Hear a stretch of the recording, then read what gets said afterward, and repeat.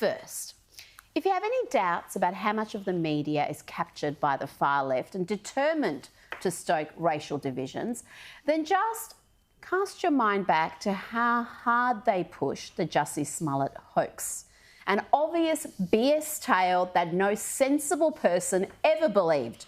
But the media and Democrat politicians were determined to make you believe it was real and a symptom of hate and racism in Trump's America. Remember, his story was that in the early hours of a freezing cold Chicago morning, a couple of MAGA hat-wearing white supremacists stumbled upon him, this gay black actor from a little TV show called Empire, and immediately recognised him. They yelled, "This is MAGA country," as they poured bleach on him and wrapped a rope around his neck. And through it all, he never dropped his Subway sandwich. Well, this week, the brothers Smollett, recruited to attack him in this carefully orchestrated hate crime hoax, did a little reenactment. And it's possibly the funniest TV produced in the past decade. This is where we waited for Jussie to come before we attacked him. We made sure we got there at 2 a.m. sharp. On the dot. On the dot. We had no phones because he did not want us to bring any phones. He said, so we don't lose them. So I saw him out the corner of my eye, and I was like, okay, that's him. Let's go. We gotta go get this Empire Yeah, that's him. That's him. Is that him? That's that Nick. It's that Nick. Get that Nick. Oh, he's moving fast. Come on, let's get him. Get that Nick. Let's get him. As we crossed the street, we said, hey, to get his attention. Hey, Nick. Hey. He turned around, looked at us, and that's when we started yelling the famous slurs he wanted us to yell. Hey. Aren't you that Empire Nick? Empire Nick. It's MAGA country. Yeah. And then he said, what did you say to me? And then that's when I threw the first punch at him. I held the blow because I didn't want to hurt him, of course. So I made it look real, but I held it. Then we started tussling, moving around, and then I threw him to the ground. He wanted it to look like he fought back. That was very important for him. It gets better. It gets better. He wanted it to look like he fought back. They thought of everything in this hate crime hoax. How do you convince the Chicago police that Jussie was really attacked by a couple of MAGA-loving Trump supporters roaming the streets of this Democrat city in the early hours? Well, he needs to have at least a bruise. He had no bruise. I wanted it to look more real. So then I threw him to the ground. After I threw him to the ground, I used my knuckle and gave him a noogie. So I went like this. Why did I do that? To give him a scar, to give him a mark, to make it look real, like he really did get his ass beat. After I did that, I fake kicked him. I don't know what he was doing. I wasn't paying attention. That's where I came around with the bleach, the infamous bleach in the hot sauce bottle, poured it on his shirt. Then I finally put the rope around his face. I did not put it around his neck. I just placed it on his face, and that's when we took off. Wow. Brilliant, brilliant.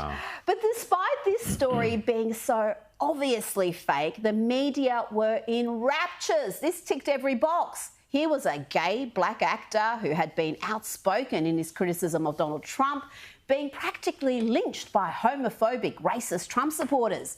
The fact that it was clearly an absurd story with massive holes did not stop the full-blown hysteria. It's been 2 weeks since that night left actor Jussie Smollett bruised but not broken, and he's still processing the raw emotions. A horrific middle-of-the-night attack on Empire's Jussie Smollett. Brutal attack in Chicago. Brutal beating. A brutal attack. Just as heinous as you might imagine. The horrific details. Yeah, troubling details there, Brooke, when you think about this. Choked with a rope and doused with a chemical. This is horrible to report. This one is so hard to process. It's a pretty disturbing incident. And certainly there are many indications of a hate crime here. Danny, this is a horrible story. It gets worse. One of the offenders wrapped a rope around Smollett's neck.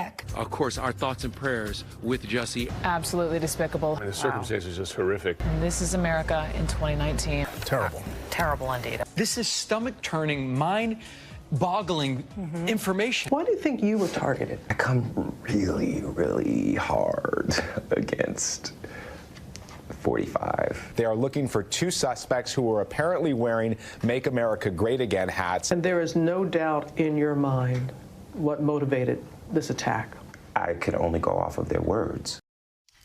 And of course, it was all Donald Trump's fault, and every celebrity and Democrat politician and other assorted race hustlers not only believed this fantastical tale, but they wanted Trump to be held responsible. The president ought to come out and say, if his brand does not represent these kind of alleged attacks, that he stands to say that his brand represents something else. His silence is deafening. Support for Smollett exploding online, from Hollywood A-listers to political heavyweights. Senator Cory Booker called the attack a, quote, modern-day lynching.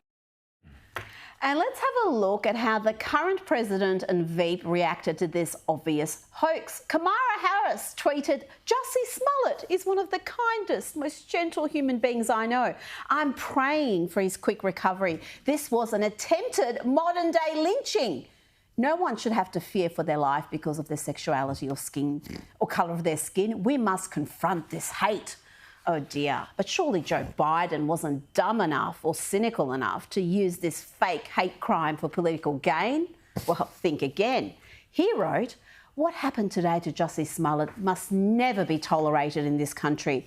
We must stand up and demand that we no longer give this hate safe harbour, that homophobia and racism have no place on our streets or in our hearts. We are with you, Jussie." And those tweets are still up today. And let's leave the last word to the man who should be in jail right now for trying to start a race war. If the attackers are never found, how will you be able to heal? I don't know. I still want to believe, with everything that has happened, that there's something called justice.